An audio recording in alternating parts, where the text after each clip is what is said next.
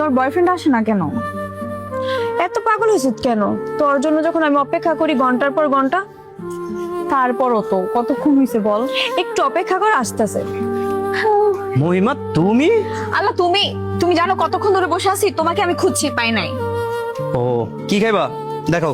Order দিব, ওর boyfriend আসতেছে তো আসুক, তারপর অর্ডারটা দিব। ও আচ্ছা আচ্ছা ঠিক আছে, আমাকে ডাক দিও, আমি ওইখানে যাচ্ছি। হ্যাঁ আচ্ছা ঠিক আছে। ওকে। কি রে মহিমা, ইলিয়াস এখানে ওয়েটারের চাকরি করে? আজ এরা বসে থাকে লাভ কি? অযথায় পোলাপানের সাথে চলাফেরা করে নষ্ট হয়ে যাবে। এই জন্য বলছি তুমি একটা যে কোনো জব করো। পরে এই রেস্টুরেন্টে এসে জব নিছে। আচ্ছা শুন, তোর কাছে আমার একটা রিকোয়েস্ট। আমার বয়ফ্রেন্ড আসলে তোর বয়ফ্রেন্ডের সাথে পরিচয় করাই দিস না, তাহলে আমার মান সম্মান আর থাকবে না। ঠিক আছে তাহলে আমি গেলাম, তুই থাক। আরে বান্ধবী, আমি একটু দুষ্টামি করছি, বস প্লিজ, রাগ করিস না, বস। তোর না এই রাগটা শরীর থেকে এখনো গেল না। কি খাবি অর্ডার দে। তুই আমার বয়ফ্রেন্ডকে ছোট করে কথা বলবি আর আমি চুপ করে বসে থাকবো না? শ্রাবন্তী, সরি লেট হয়ে গেল। না না সমস্যা নাই, বসো। আরে মহিমা না? জি ভাইয়া, ভালো আছেন? হ্যাঁ আলহামদুলিল্লাহ ভালো। আর তোমার কথা শ্রাবন্তীর মুখে কত যে শুনছি, আর আমি তোমাকে কিভাবে চিনি বলো তো? চিনবেন না? ও কি আমাকে ছেড়ে কোনো ছবি তুলে নাকি? ভাই আপনার নামে কথা হইতেছেন, কিন্তু খাউন টাউন নেই কিছু। তাই চুপ কর, কিছু মনে করো না, ও একটু এমনই, দেখো না খাইতে খাইতে শরীরের কি অবস্থা করছে। ভাই আমি মনে হয় তোমার থেকে বেশি সুন্দর, ওর আমাদেরকে কেটছে কেমন আসতেছে। আরে বেটা হ্যাঁ, এই কারণেই তো তোরে পাশে রাখি। মহিমা এত মেহমান নিয়ে আসছো, কি ব্যাপার বলতেছো না কেন? কি খাবা, কি অর্ডার করো?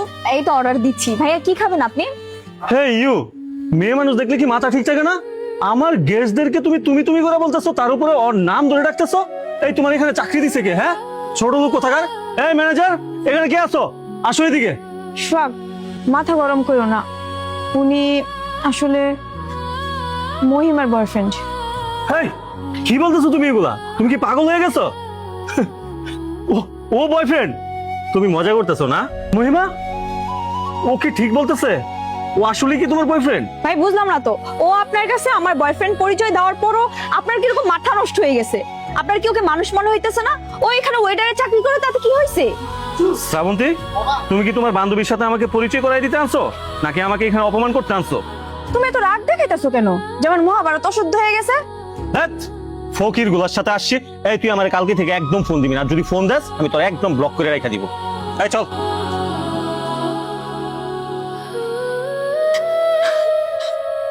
শ্রাবন্তী সরি, সব শেষ করে আবার কথা বলতেছো? চুপ, একদম কথা বলবি না আমার সাথে।